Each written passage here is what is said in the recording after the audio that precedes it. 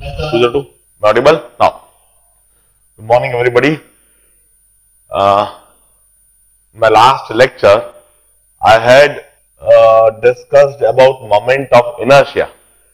मैंने moment of inertia अलग अलग bodies के लिए, regular bodies के लिए, regular axis के about determine करवाया था और साथ में parallel axis theorem और perpendicular axis theorem ये दोनों theorem बताई थी और इन थ्योरम का प्रूफ बताया था. All the proof is not that much important, तो थ्योरम का एप्लीकेशन इंपॉर्टेंट है. आज मैं वही मोमेंट ऑफ इनर्शिया को फर्दर कंटिन्यू करूंगा. किस तरह से मोमेंट ऑफ इनर्शिया की वैल्यूज को इस्तेमाल करते हैं और किस तरह से पैरेलल एक्सिस थ्योरम और परपेंडिकुलर एक्सिस थ्योरम अप्लाई करके हम अलग अलग एक्सिस के about moment of inertia determine करते हैं. आज के लेक्चर में वही बात सीखेंगे. देखिए, मेरा पहला इलस्ट्रेशन है अबाउट सॉलिड स्फीयर जिसका कि मास m है और रेडियस r है. इस सॉलिड स्फीयर के लिए हमने इस एक्सिस के about moment of inertia determine कर रखा है, that is 2/5 mr². Definitely this is an axis passing through centre of mass, तो मैं इसको ICM कह दूंगा. With that knowledge, can you tell me what would be moment of inertia of the sphere when it's rotated about any of its tangential axis? यदि sphere को हम किसी tangent के अबाउट रोटेट करें, now this is a tangent, इस tangent पर एक axis imagine करते हुए इस स्फीयर को इसके अबाउट रोटेट करें तो मोमेंट ऑफ इनर्शिया क्या होगा? Here we find the simple application of parallel axis theorem. This is an axis passing through center of mass और उसके पैरेलल यह एक एक्सिस है जिसकी दूरी r है. In order to determine moment of inertia about this parallel axis, we simply need to apply this result, this concept of parallel axis theorem. I is ICM की जगह 2/5 mr² plus square. The distance of the parallel axis is r, and about this tangential axis, the moment of inertia is 7/5 mr². If we have got a shell having mass m and radius r, यदि कोई shell है, shell means thin hollow sphere, इस shell में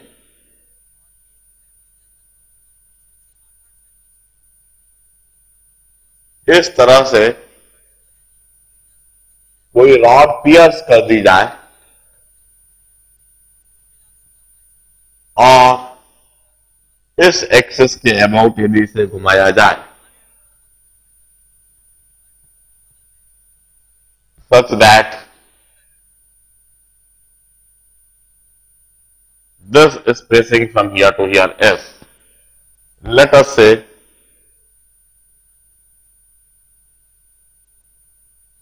2r, or not 2r, it's r, let us say it's r.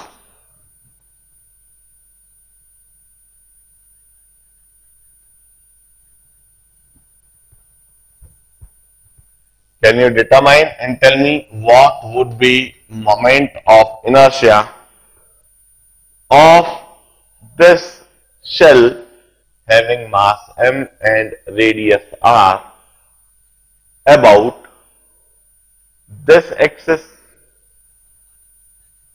Once again, parallel axis theorem ही लगाना है, मगर ऐसी सिचुएशंस में पैरेलल एक्सिस थ्योरम लगाने से पहले एक तो सेंटर ऑफ मास के अबाउट मोमेंट ऑफ इनर्शिया वो तो हमें पता ही है, दूसरा हमें डिस्टेंस d डिटरमाइन करना होता है, जो कि हम ज्योमेट्रिकली बड़ी आसानी से कर सकते हैं।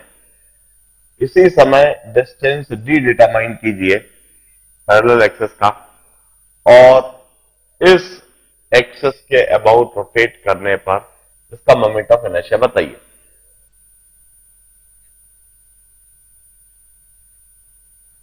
डेफिनेटली सेंटर ऑफ मास से पास होती हुई एक्सिस हम यह लेंगे,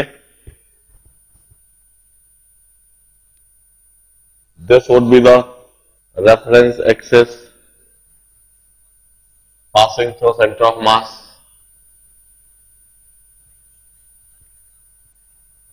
और हम जानते हैं थिन हॉलो स्फीयर के लिए आईसीएम होता है 2/3 mr²। d हम डिटरमाइन करेंगे, d इज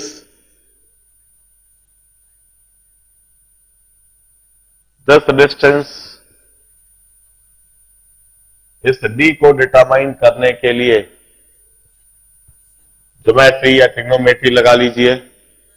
यहां से यहां तक यह दूरी r है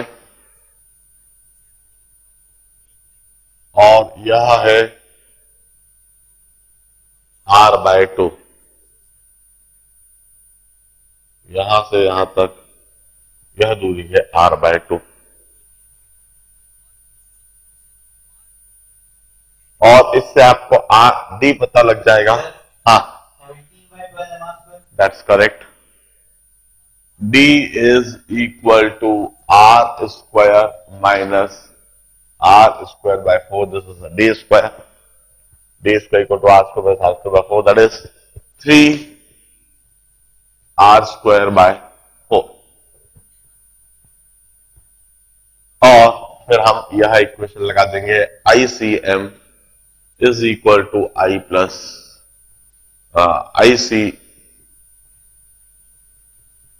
I equal to ICM plus MD², and the moment of inertia is 2/3 mr² plus m into d² की जगह 3r²/4।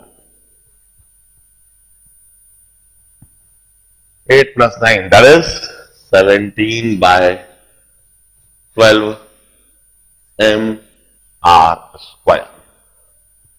This is moment of inertia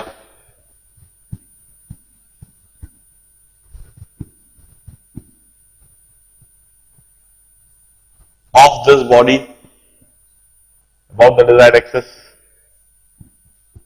Now, मेरा अगला illustration, if we have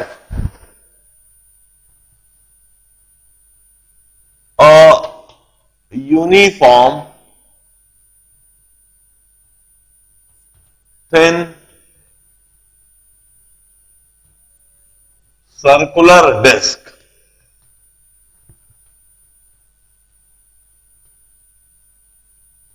mass m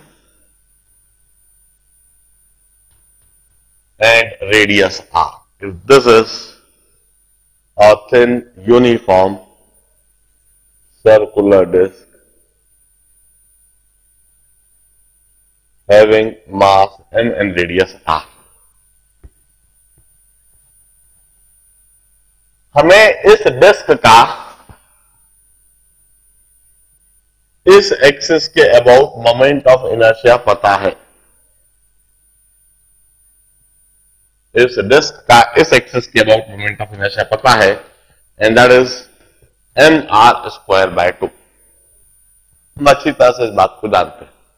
अब मेरा जो सवाल है वो यह है कि इसी डिस्क को यदि मैं इस एक्सिस के अबाउट घुमाता हूं, इस तरह से एक tangential axis on the plane of disc, this is tangential axis on the plane of circular disk। क्या इस एक्सिस के अबाउट आप मुझे रोटेट करने पर इसका मोमेंट ऑफ इनर्शिया बता सकेंगे?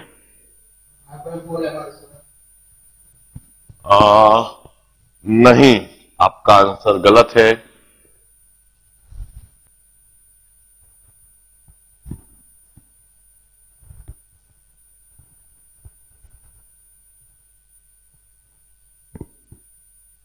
बड़े ध्यान से देखना और समझना है, यह एक थिन यूनिफॉर्म सर्कुलर डिस्क पतली है और यूनिफॉर्म सर्कुलर डिस्क है। इस एक्सिस के अबाउट मोमेंट ऑफ इनर्शिया हमें पता है, हमने लिख रखा है हाफ एम आर स्क्वायर, और मैंने इस एक्सिस के अबाउट मोमेंट ऑफ इनर्शिया पूछा है। एक्सिस का डिस्क्रिप्शन मैंने लिख दिया है, it's tangential axis on the plane of circular disc. यह जो है टेंजेंशियल एक्सिस सर्कुलर डिस्क के प्लेन पर है, इस पर मोमेंट ऑफ इनर्शिया क्या होगा? आंसर देखिए, मैं समझाता हूं। In fact, it would be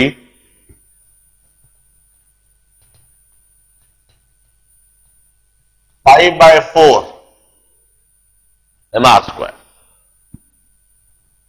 दी गई एक्सिस के अबाउट मोमेंट ऑफ इनर्शिया होगा 5 by 4 mr स्क्वायर। इस जगह पर सिर्फ पैरेलल एक्सिस थ्योरम ही नहीं बल्कि परपेंडिकुलर एक्सिस थ्योरम भी लगानी पड़ेगी, और उसको बड़ा सोच समझ कर लगानी पड़ेगी। आप पैरेलल एक्सिस थ्योरम यदि लगा दोगे और half M R square plus M R square कर दोगे तो जो आपको मोमेंट ऑफ इनर्शिया मिलेगा वो इस एक्सिस के पैरेलल इस एक्सिस के अबाउट मिलेगा। मगर हमने इस एक्सिस के अबाउट मोमेंट ऑफ इनर्शिया नहीं पूछा है। This is an axis which is tangential and perpendicular to plane of disk। 3 by 2 mr square यदि इस एक्सिस के अबाउट मोमेंट ऑफ इनर्शिया पूछा होता तो इस एक्सिस के अबाउट मोमेंट ऑफ इनर्शिया होता 3 by 2 mr square। मगर यह जो एक्सिस होती it's tangential axis perpendicular to plane of disc. हमने जो डिस्क ली है it's tangential axis parallel to plane of disc और on the plane of circular disc. देखिए, सबसे पहले यह circular disc mass M radius है। इस सर्कुलर डिस्क का इस डायमेट्रिक एक्सिस के अबाउट मोमेंट ऑफ इनर्शिया अभी हमें पता नहीं है, बट लेट अस से इस एक्सिस के about moment of inertia is I dash.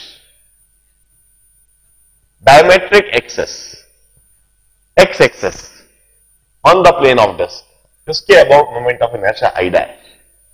इसी तरह से यह जो डायमेट्रिक एक्सिस है which is perpendicular to this along y axis, इसके अबाउट इसका moment of inertia, since the two axes are similar identical, इसलिए दोनों ही axes plane of circular disc पर है। इस स्थिति में बाय सिमेट्री प्रिंसिपल हम कह सकते हैं कि इस एक्सिस के अबाउट जो moment of inertia I dash है, the same moment of inertia would be about this axis I dash. इन दोनों एक्सिस के about moment of inertia same I dash ही रहेगा। मोमेंट ऑफ इनर्शिया में कोई फर्क नहीं। अब perpendicular axis theorem, perpendicular axis theorem says that moment of inertia about x-axis plus moment of inertia about y-axis. Ixx plus Iyy would be equal to Izz. यह perpendicular axis theorem हम अच्छी तरह जानते हैं. इधर Ixx is moment of inertia about an axis on the plane of mass distribution. Iyy is also moment of inertia about an axis on the plane of mass distribution and they should be perpendicular to each other. यह Ixx हो गया, यह Iyy हो गया. This must be equal to Izz. अब Izz क्या है? It's moment of inertia about this axis. मगर इस एक्सिस के अबाउट मोमेंट ऑफ इनर्शिया तो हमको पता है, Izz हमें पता है, तो यह Izz की जगह पर हम लिख देंगे mr² बाय 2. इस Izz की जगह पर लिख दिया mr² बाय 2. इस तरह से I डैश हमें मिल गया mr² बाय 4.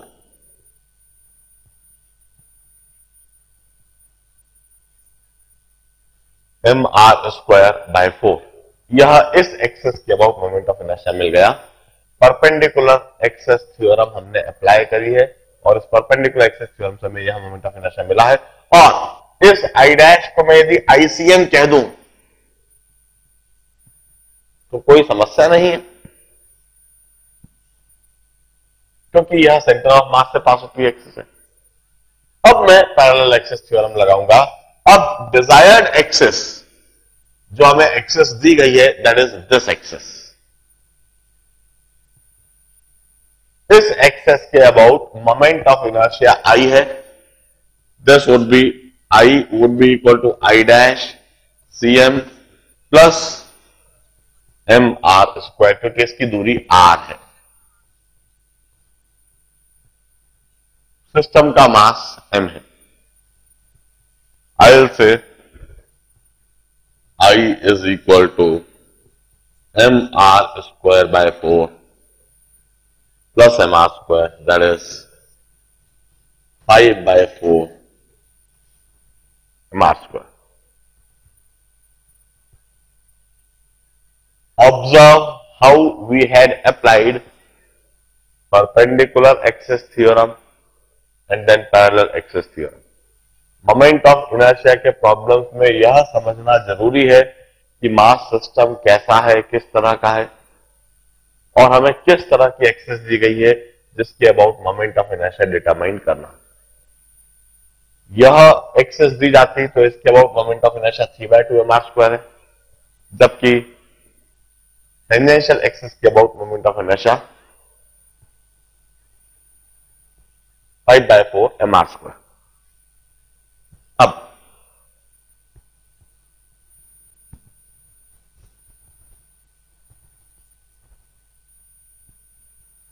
यदि हमें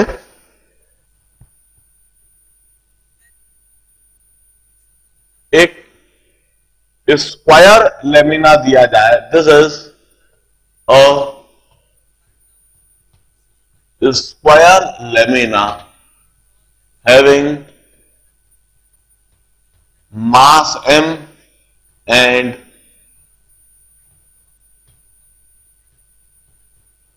edge length a. इस स्क्वायर लेमिना का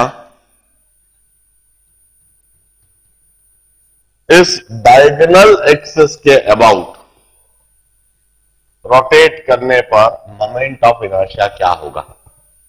इस स्क्वायर लेमिना को यदि डायगोनल एक्सिस के अबाउट रोटेट करें तब मोमेंट ऑफ इनर्शिया क्या होगा?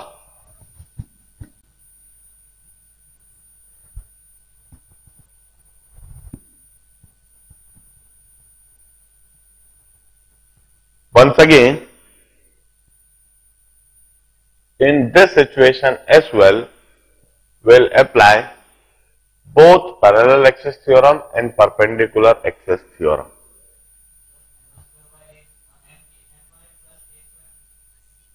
इसका होगा MA square by 12। That's correct answer, बिल्कुल सही। देखिए, हमने एक रॉड के लिए, यदि रॉड ए लेंथ की हो तो उसके लिए मोमेंट ऑफ इनर्शिया देख रखा है। यह रॉड जिसका मास m और यदि एज लेंथ a है तो इसका इस एक्सेस के अबाउट मोमेंट ऑफ इनर्शिया होता है MA स्क्वायर बाय 12। यह चीज हमने लिख रखी है और हमने यह भी सीख रखा है कि मास को यदि एक्सेस के पैरेलल फैलाया जाए तो उसको एक्सेस के पैरेलल चाहे जितना फैला दिया जाए उससे मोमेंट ऑफ इनर्शिया पे कोई फर्क नहीं पड़ता है। मतलब इस रॉड के मास को यदि एक स्क्वायर शेप दे दिया जाए, इस तरह का शेप दे दिया जाए, मास तो m ही रहेगा, इसकी लेंथ a ही रहेगी और इसकी ब्रेड्थ यदि b कर दी जाए, ब्रेड्थ भी यदि a कर दिया जाए और इसी एक्सिस के अबाउट रोटेट करा जाए, तो यह कंसेप्ट हमने समझ रखा है कि मोमेंट ऑफ इनर्शिया पर कोई फर्क नहीं पड़ेगा, moment of inertia MA square ही होगा। इस कंसेप्ट से, इस लॉजिक से हम यह भी लिख सकते हैं कि यदि इस एक्सिस के अबाउट रोटेट करने पर moment of inertia MA square by 12, तो इस एक्सिस के अबाउट भी रोटेट करने पर moment of inertia MA square by 12 ही रहना है। इन दोनों केस में इस एक्सिस के अबाउट भी moment of inertia MA square by 12, इस एक्सिस के अबाउट भी moment of inertia MA square by 12, क्योंकि दोनों सिमेट्रिकल एक्सिस है, एक जैसी एक्सिस है, दोनों एक्सिस के दोनों तरफ मास एक तरीके से फैला हुआ है। अब हम परपेंडिकुलर एक्सिस थ्योरम लगाकर इस परपेंडिकुलर एक्सिस के अबाउट मोमेंट ऑफ इनर्शिया लिख सकते हैं। I ZZ is equal to IXX plus IYY। तो IZZ जो स्क्वायर के परपेंडिकुलर यह जो एक्सिस है इसके अबाउट मोमेंट ऑफ इनर्शिया होगा MA square by 12 plus MA square by 12। IXX भी MA स्क्वायर बाय 12, IYY भी MA स्क्वायर बाय 12। इस तरह से IZZ हो जाता है MA स्क्वायर बाय 6। अब मैं इसी स्क्वायर की बात कर रहा हूं। इस स्क्वायर को यदि इस डायमेट्रिक एक्सिस के अबाउट रोटेट करा जाए, मान लीजिए इसका moment of inertia I dash है, इस डायमेट्रिक एक्सिस के अबाउट रोटेट करने पर इसका moment of inertia I dash है, और हम कहेंगे इस डायमेट्रिक एक्सिस के अबाउट रोटेट करने पर भी moment of inertia I dash ही रहेगा, क्योंकि दोनों एक्सिस से मिला आइडेंटिकल है। जिस तरह से इस एक्सिस के अबाउट रोटेट कर रहे हैं उसी तरीके से हम इस एक्सिस के अबाउट भी रोटेट करेंगे, तो मोमेंट ऑफ इनर्शिया तो सेम रहना, इधर I डैश तो इधर भी I डैश। अब हम इसे एक्स एक्सिस कह दें और इसे वाई एक्सिस कह दें, तो once again perpendicular axis theorem, IXX which is I dash, IYY which is once again I dash must be equal to IZZ। मगर IZZ तो हमने पहले निकाल रखा किस एक्सिस के about, it is MA square by 6, hence I dash is